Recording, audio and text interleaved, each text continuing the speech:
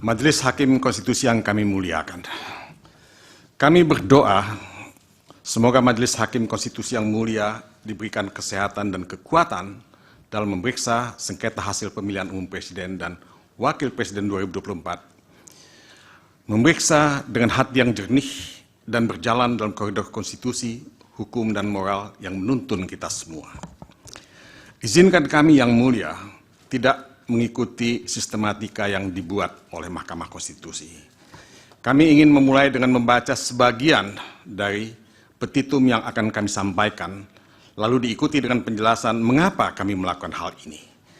Ini memang tidak lazim, namun kami percaya bahwa Majelis Hakim yang mulia perlu memahami urgensi dari sengketa Pilpres 2024 ini dalam perjalanan kehidupan kita berbangsa dan bernegara, terlebih-lebih dalam perjalanan reformasi yang kita mulai sejak tahun 1999. Reformasi, sebagaimana kita ketahui, adalah titik balik sejarah setelah 32 tahun berada dalam pemerintahan otoriter Orde Baru, di mana demokrasi hanya hiasan bibir, di mana pemilihan umum hanyalah pro forma,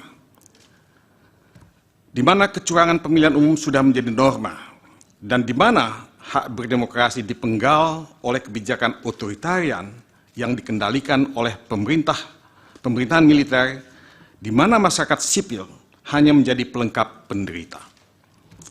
Reformasi adalah masa depan Indonesia, masa depan demokrasi, supremasi hukum, hak asasi manusia, pluralisme, dan kesejahteraan. Inilah tujuan akhir reformasi. Sayangnya, bukannya kita semakin melangkah maju mencapai tujuan reformasi, tetapi kita tergagap-gagap dan melangkah mundur jauh ke belakang. Demokrasi kita menjadi flawed democracy atau demokrasi cacat, dan negara kita menjadi negara yang rapuh atau fragile state, dan negara yang menjalankan kebijakan represif atau illiberal policies. Kita mesti kembali ke tekad reformasi yang kita canangkan tahun 1999. Kita mesti menegakkan kembali demokrasi, supremasi hukum, hak asasi manusia, pluralisme, dan kesejahteraan sosial. Dalam konteks ini, kami ingin membacakan sebagian dari petitum yang kami sampaikan dalam permohonan yang kami ajukan kepada Majelis Hakim yang mulia. Petitum tersebut adalah yang ketiga, mendiskualifikasi Haji Prabowo Subianto dan Gibran Rakabuming Raka selaku pasangan calon peserta pemilihan umum Presiden dan Wakil Presiden tahun 2024. Yang keempat, memerintahkan kepada Komisi Pemilihan Umum untuk melakukan pemungutan suara ulang untuk pemilihan Presiden dan Wakil Presiden tahun 2024 antara Haji Anies Rashid Baswedan, Haji Muhaimin Iskandar sebagai pasangan calon nomor urut 1, dan Ganjar Pranowo dan Profesor Mahfud MD selaku pasangan calon nomor urut 3 di seluruh tempat pemungutan suara di seluruh Indonesia selambat-lambatnya pada tanggal 26 Juni 2024. Majelis Hakim yang kami muliakan, petitum ini kami bacakan di awal karena kami ingin meminta perhatian Majelis Hakim Konstitusi yang mulia untuk melihat urgensi perkara perselisihan hasil pemilihan umum tahun 2024 kali ini. Pilpres 2024 kali ini bukanlah pemilihan umum Presiden dan Wakil Presiden biasa.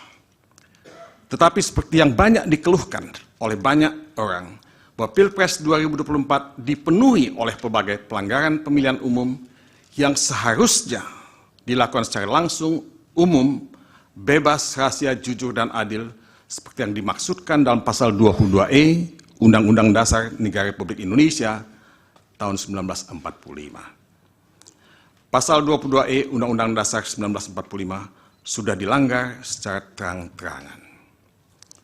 Pelanggaran yang terjadi, yang oleh sebagian orang disebut sebagai kejahatan, akan kami buktikan kemudian pada bagian selanjutnya. Namun perlu kami tekankan bahwa pembuktian itu menurut MKRI, bahwa pembuktian itu menuntut Mahkamah Konstitusi untuk berani melakukan pembuktian yang tidak sempit, terbatas pada perbedaan perolehan suara antar pasangan calon presiden dan wakil presiden. Pembuktian harus dilakukan secara menyeluruh, mencakup pelanggaran atau kejahatan yang terjadi pada pra pencoblosan, pencoblosan, dan pasca pencoblosan. Dalam perkara PHPU, Presiden dan Wakil Presiden selama ini, MKRI hanya menyentuh persoalan perolehan suara dan perbedaan perolehan suara. Mahkamah Konstitusi tidak melihat keseluruhan integritas pemilihan umum, di mana proses pada tahap pra-pencoblosan, pencoblosan, dan pasca pencoblosan itu menjadi bagian yang tidak terpisahkan.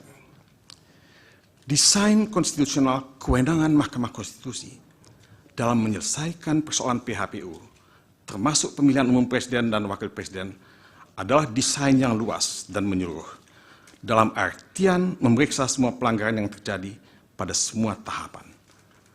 Makna pasal 24C ayat 1 Undang-Undang Dasar 1945 jelas mengamanatkan Mahkamah Konstitusi untuk menyelesaikan PHPU itu dengan melihat semua pelanggaran dalam semua tahapan. Saya tidak akan membacakan isi pasal 24C ayat 1, saya akan lanjut saja, tapi itu yang ditulis pada pasal 24C ayat 1. Ada frasa di dalam pasal itu yang berbunyi memutus perselisihan tentang hasil pemilihan umum. Frasa ini adalah frasa yang luas dan menyeluruh, di mana maksud dari pembuat pasal ini jelas bahwa Mahkamah Konstitusi berwenang, malah berkewajiban untuk memeriksa perkara PHPU, Presiden dan Wakil Presiden secara lengkap melihat semua tahapan dalam perspektif yang holistik. Inilah desain konstitusional yang bisa kita simpulkan hanya dengan membaca bunyi pasal itu. Kita tidak membutuhkan tafsir lain, karena tafsirnya sangat jelas, malah tidak memerlukan penafsiran sama sekali. Kami memohon Mahkamah Konstitusi untuk keluar dari praktek penyelesaian sengketa PHPU, Presiden dan Wakil Presiden yang sempit, yang hanya memeriksa perolehan dan perbedaan suara para calon presiden dan wakil presiden. Peraturan perundangan di bawah Undang-Undang Dasar 1945 tidak bisa meredusir kewenangan Mahkamah Konstitusi dalam menyelesaikan sengketa PHPU Presiden dan Wakil Presiden menjadi hanya sebatas perolehan dan perbedaan perolehan suara yang mereka dapatkan pada saat pencoblosan. Kalau Mahkamah Konstitusi tetap memeriksa persoalan sengketa PHPU Presiden dan Wakil Presiden sebatas perolehan dan perbedaan suara semata, maka Mahkamah Konstitusi dapat dikatakan telah melanggar pasal 24C ayat 1 Undang-Undang Dasar 1945. Mahkamah Konstitusi tidak saja memilih berada dalam zona nyaman karena tidak menggunakan kewenangannya, tapi sekaligus Mahkamah Konstitusi ikut melanggar pelaksanaan asas pemilihan umum yang langsung, umum, bebas, rahasia, jujur, dan adil. Jadi Majelis Hakim Mahkamah Konstitusi yang mulia memiliki beban sebagai the guardian of the constitutions untuk menjaga terselenggaranya pemilihan umum yang berintegritas, dalam artian langsung, umum, bebas, rahasia, jujur, dan adil. Pada saat Mahkamah Konstitusi menemukan bukti bahwa Pilpres 2024 itu tidak memiliki integritas sama sekali, penuh dengan pelanggaran dan kejahatan pemilihan umum dalam tanda kutip, maka satu-satunya pilihan buat Majelis Hakim Konstitusi yang mulia adalah membatalkan hasil pemilihan umum, yang dalam hal ini berarti mendiskualifikasi pasangan calon yang tidak memenuhi syarat dan atau melanggar peraturan perundangan, serta memerintahkan pemungutan suara ulang. Inilah putusan konstitusional, putusan yang sesuai dengan hukum dan keadilan. Majelis Hakim yang kami muliakan, Mahkamah Konstitusi lahir sebagai anak kandung reformasi yang dimaksudkan untuk menjaga konstitusi. Karena itu dia disebut sebagai the guardian of the constitution. Dan untuk mencegah terulangnya pelanggaran konstitusi yang dilakukan pada zaman pemerintahan Orde Baru. Mahkamah Konstitusi karenanya memiliki tempat dan peran sangat strategis dalam kehidupan berbangsa dan bernegara. Sebelum reformasi tidak ada Mahkamah Konstitusi. Yang ada adalah Mahkamah Agung. Tetapi sejarah membuktikan bahwa Mahkamah Agung pada waktu itu telah dibajak oleh pemerintah. Seorang ilmuwan yang bernama Sebastian Pompe yang mempelajari mengenai Mahkamah Agung untuk disertasi doktoralnya menyimpulkan bahwa Mahkamah Agung telah dirobohkan. Disertasinya berjudul The Collapse of the Supreme Court. Mahkamah Agung roboh karena dirobohkan oleh kekuasaan dan dirobohkan juga oleh kondisi internal yang inkompeten dan korup. Pada awal reformasi, reputasi Mahkamah Agung sudah jatuh ke titik nadir. Mahkamah Konstitusi didirikan antara lain untuk mengisi kekosongan dalam mengawal konstitusi. Karena itu Mahkamah Konstitusi disebut sebagai the guardian of the Constitution. Masyarakat menaruh harapan sangat tinggi terhadap Mahkamah Konstitusi. Dalam 10 tahun pertama Mahkamah Konstitusi mendapatkan trust dari masyarakat bahwa Mahkamah Konstitusi akan mampu mengawal perjalanan bangsa, menegakkan supremasi hukum dan demokrasi, hak asasi manusia, pluralisme, dan keadilan. Akan tetapi, Mahkamah Konstitusi secara bertahap mengalami kemunduran. Bukan saja karena putusan-putusan yang mencederai rasa keadilan, tetapi juga karena korupsi yang melibatkan hakim konstitusi termasuk ketuanya Akil Mukhtar. Puncak dirobohnya dan hancurnya kredibilitas dan integritas Mahkamah Konstitusi terjadi ketika putusan Mahkamah Konstitusi nomor 90 dilahirkan, di mana nepotisme dan kolusi tampil secara telanjang di depan mata kita. Di mana seorang paman yang menjabat sebagai ketua Mahkamah Konstitusi berhasil melahirkan putusan yang melanggar hukum dan etika, memberikan karpet merah kepada keponakannya, Gibran Rakabuming Raka, untuk menjadi calon wakil presiden dari Prabowo Subianto. Tidak berlebihan kalau disebutkan bahwa Mahkamah Konstitusi telah berubah menjadi mahkamah yang memalukan, a same institution, seperti yang ditudingkan kepada Mahkamah Konstitusi di Belarus. Majelis Hakim yang kami muliakan, membaca putusan Majelis Kehormatan Mahkamah Konstitusi, selanjutnya disebut MKMK, nomor 02 tahun 2023, yang menyatakan bahwa semua hakim konstitusi terbukti melanggar etika, jelas sangat membuat semua kita sedih dan marah. Secara etika seharusnya mereka semua harus mengundurkan diri sebagai hakim konstitusi. Tetapi mereka tidak mundur dari posisi mereka karena pelbagai alasan. Dalam kaitan ini, patut ditambahkan pula bahwa Hakim Konstitusi Anwar Usman yang diberhentikan dari posisinya sebagai Ketua Mahkamah Konstitusi sekarang malah mencoba merebut kembali posisinya sebagai Ketua Mahkamah Konstitusi melalui gugatan tata usaha negara ke Pengadilan Tata Usaha Negara. Kita semua hanya bisa mengelus dada sambil berbisik dalam hati, how low can you go? Bisa dipahami kalau Mahkamah Konstitusi terjebak dalam situasi yang sulit karena menjadi bagian dari kekuasaan politik, menjadi alat politik. Mahkamah Konstitusi berada dalam situasi yang sangat sulit karena hancurnya reputasi dan kepercayaan publik, karena demoralisasi yang melanda hati nurani mereka. Keadaan ini membuat mereka malu dan terhina sebagai bengawan hukum yang seharusnya dilihat sebagai the guardian of the Constitution. Mereka terjebak dalam satu situasi di mana Mahkamah Konstitusi mengalami intervensi politik, mengalami politicization of judiciary, bukan judicialization of politics, seperti yang dikatakan oleh Ramhirsi. Tugas Mahkamah Konstitusi sekarang adalah berebut kembali wibawa dan harga dirinya setelah dihancurkan oleh kekuasaan dan oleh demoralisasi dalam tubuh para hakim konstitusi.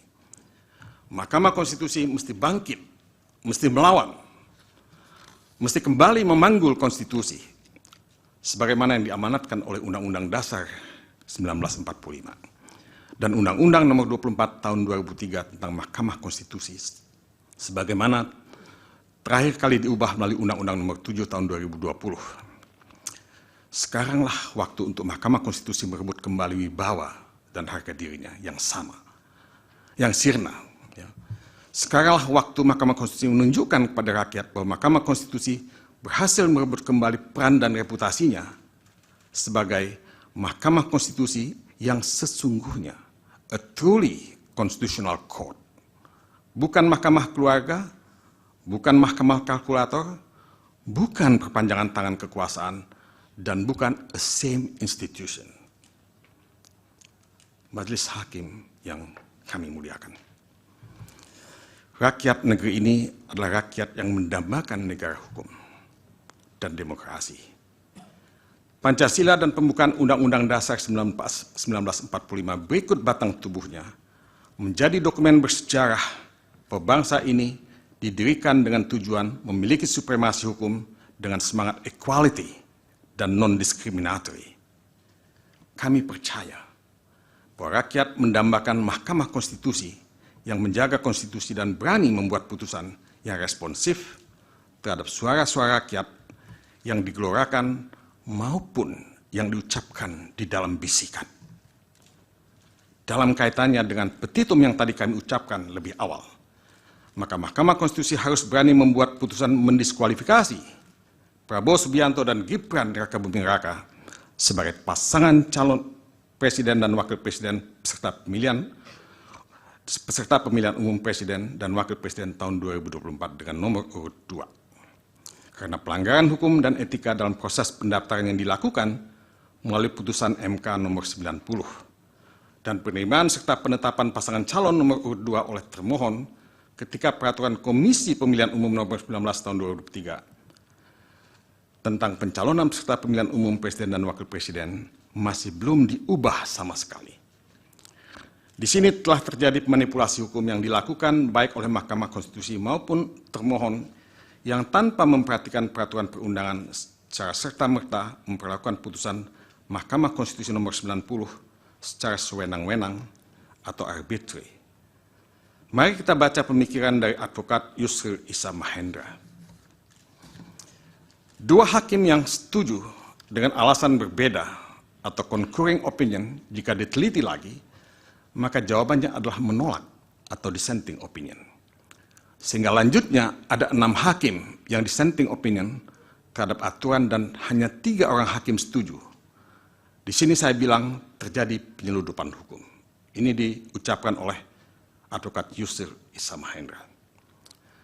Meskipun analisis dari advokat Yusril Issa Mahendra berbeda dengan analisis pemohon di dalam permohonan ini, di mana pemohon dalam pokok perkara akan menjelaskan bahwa putusan Mahkamah Konstitusi nomor 90 merupakan plurality decision, karena suara mayoritas hakim terbelah dan karenanya perluasan makna pasal 169 huruf Q Undang-Undang nomor 7 tahun 2017 tentang pemilihan umum sebagaimana diubah melalui peraturan pemerintah pengganti Undang-Undang nomor 1 tahun 2022 harus dilihat pada lingkup yang paling sempit, yaitu sepanjang syarat usia 40 tahun atau berpengalaman sebagai gubernur. Namun kami menyetujui apa yang dikatakan oleh advokat Yusril Issa Mahendra, bahwa terdapat penyeludupan hukum yang secara terang-terangan dilakukan di muka publik tanpa rasa malu. Lebih jauh, putusan Mahkamah Konstitusi nomor 90 telah secara nyata disebut sebagai putusan yang dibuat oleh Hakim MK RI yang melakukan pelanggaran berat prinsip ketidakberpihakan dan telah mencoreng reputasi Mahkamah Konstitusi.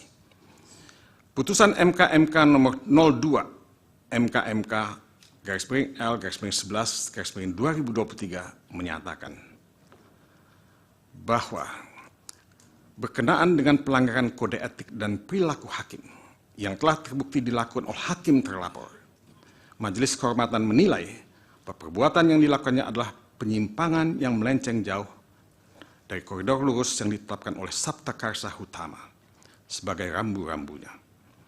Perbuatannya yang ikut serta mengadili dan memutus perkara dengan potensi benturan kepentingan dan kemudian putusan dimaksud memberi keuntungan kepada kerabatnya merupakan pelanggaran berat prinsip ketidakberpihakan.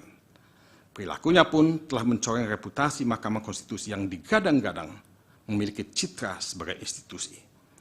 Imbasnya, pelanggaran yang dilakukan hakim terlapor pun membuat pudar kepercayaan publik kepada MK.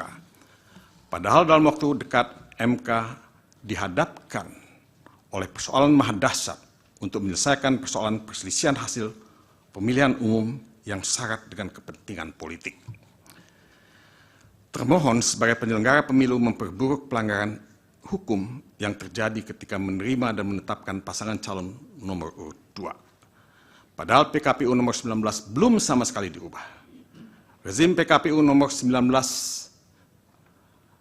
tahun 2023 masih mensyaratkan usia 40 tahun untuk dipenuhi oleh calon presiden dan wakil presiden. Ironisnya, termohon merasa tidak perlu mengubah PKPU nomor 19 tahun 2023 terlebih dahulu untuk menerima dan menetapkan pasangan calon nomor urut 2. Termohon dengan demikian secara sengaja, by intention, melanggar ketentuan perundang-undangan dengan telanjang. Jadi pendaftaran pasangan calon nomor urut 2 harus dikatakan mengandung cacat juridis dan harus dibatalkan atau voidable. Bisa dimengerti kalau para komisioner termohon dilaporkan ke Dewan Kehormatan Penyelenggara Pemilu atau DKPP. Dan DKPP pun telah menyatakan termohon melanggar etika dan memberikan peringatan keras tertulis kepada Ketua KPU Hashim Asyari. Saya tidak membacakan apa yang ditulis oleh DKPP.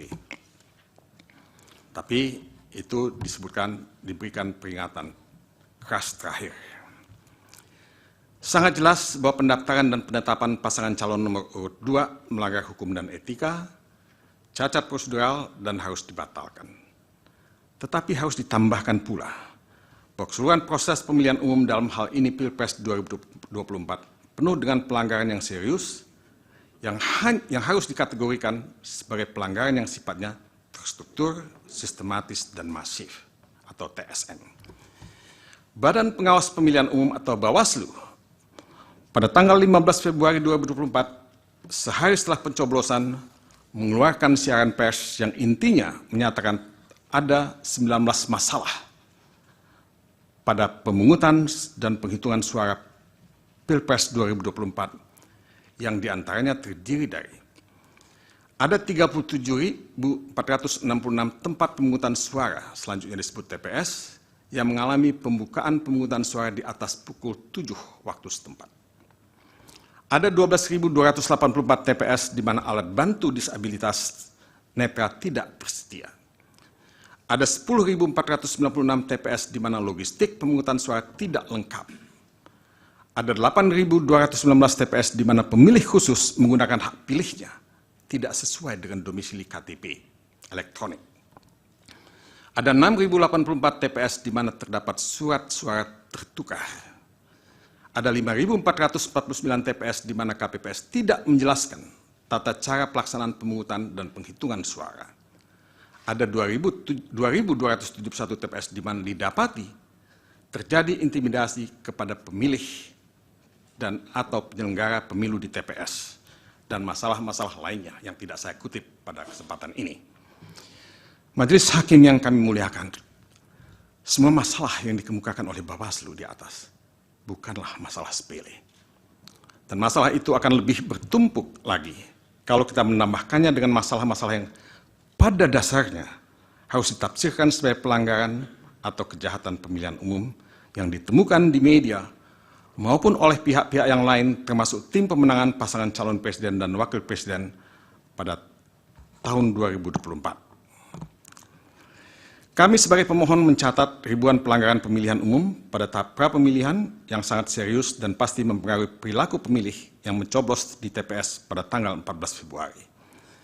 Pelanggaran yang terjadi mencakup intervensi kekuasaan, ketidaknetralan aparat penegak hukum, aparat sipil negara atau ASN, maupun kepala desa, politisasi bantuan sosial, blackmail campaign, dan pelanggaran-pelanggaran lainnya yang seluruhnya bersumber dari satu hal, adanya nepotisme yang dilakukan oleh Presiden Joko Widodo yang kemudian melahirkan abuse of power, terkoordinasi guna memenangkan pasangan calon nomor urut 2 dalam satu putaran.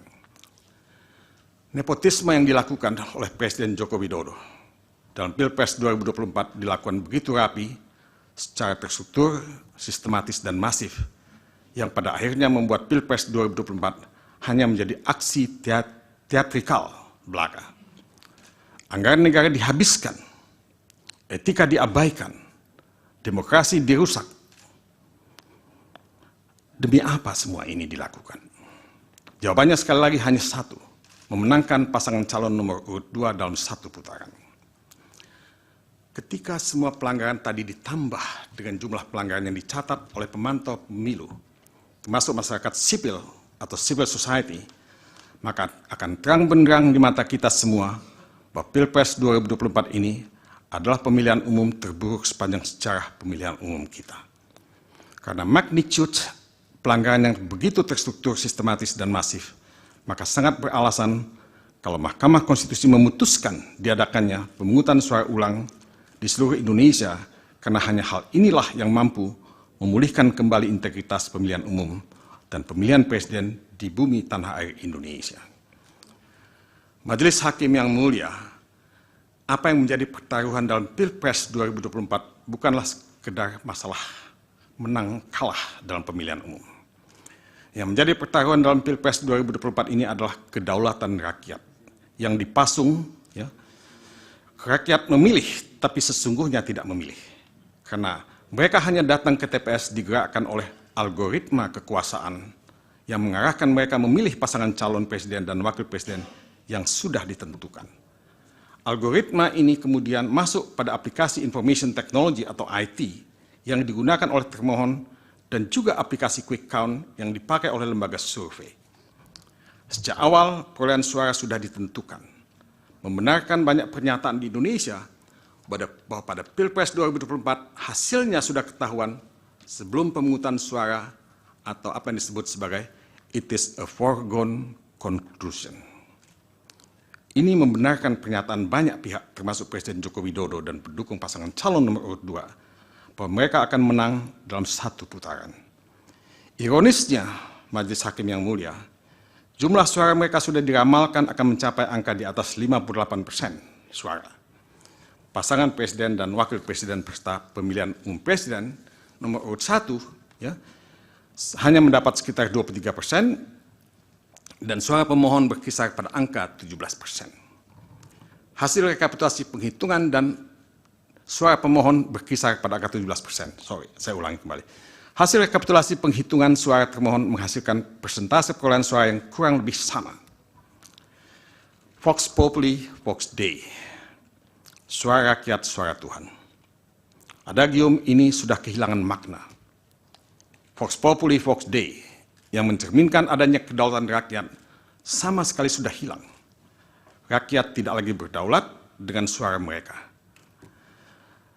Semua pelanggaran dan kejahatan yang terjadi dalam Pilpres 2024 telah menggerus dan menafikan kedaulatan rakyat, membunuh demokrasi itu sendiri, intervensi kekuasaan, politisasi bantuan sosial, mobilisasi kepala desa, kriminalisasi terhadap yang tidak tunduk pada kekuasaan, karakter assassination dalam bentuk yang terstruktur, sistematik, dan masif telah membunuh hukum dan demokrasi.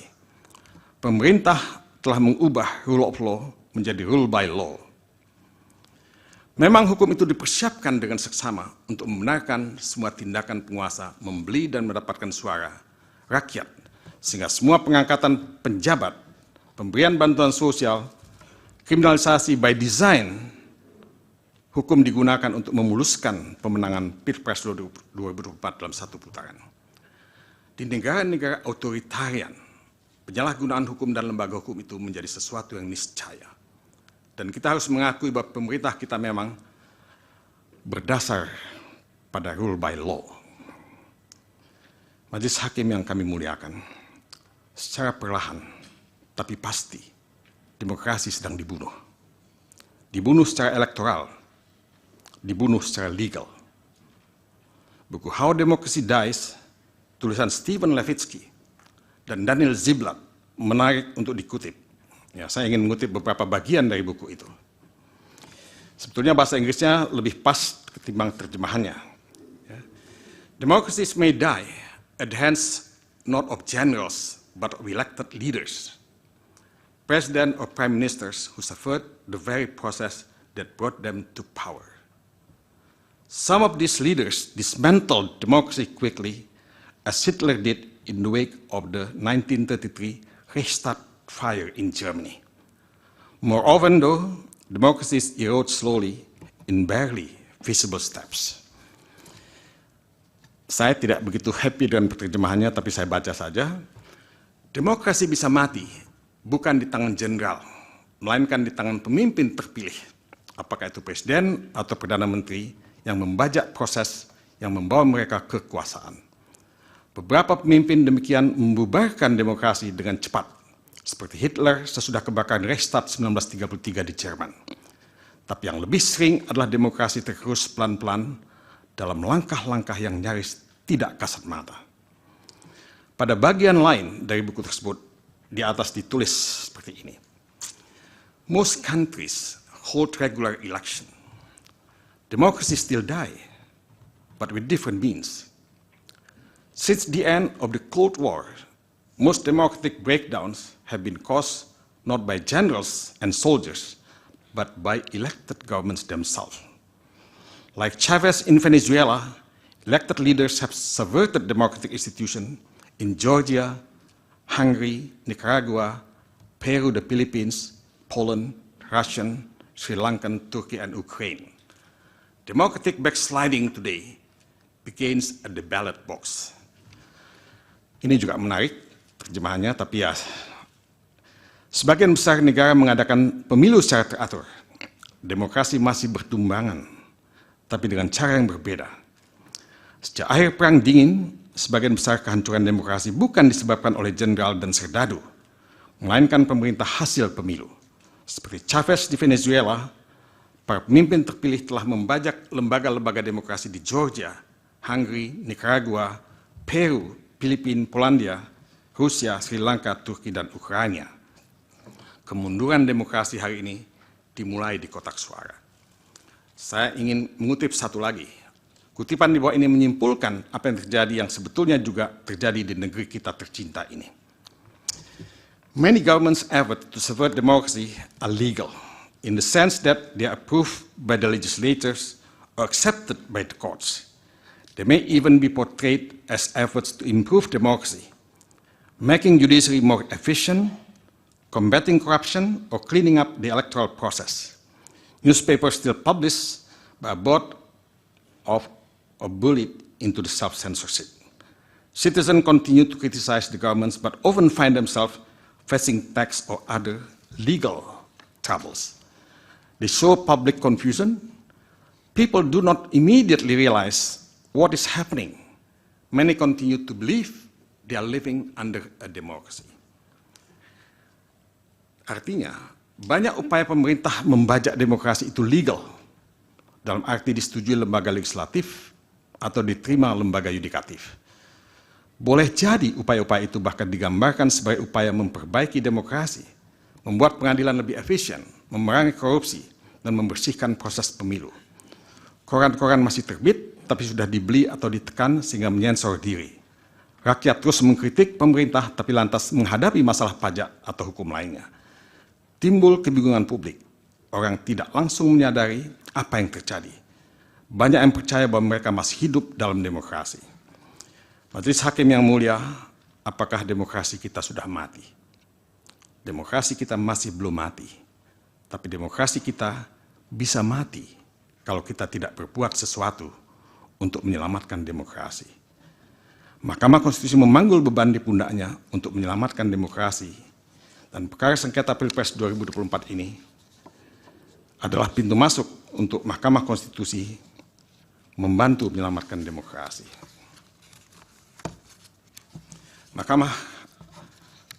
Hakim Mahkamah Konstitusi yang mulia, selanjutnya pembacaan ini akan dilanjutkan oleh kolega kami, Anissa Ismail,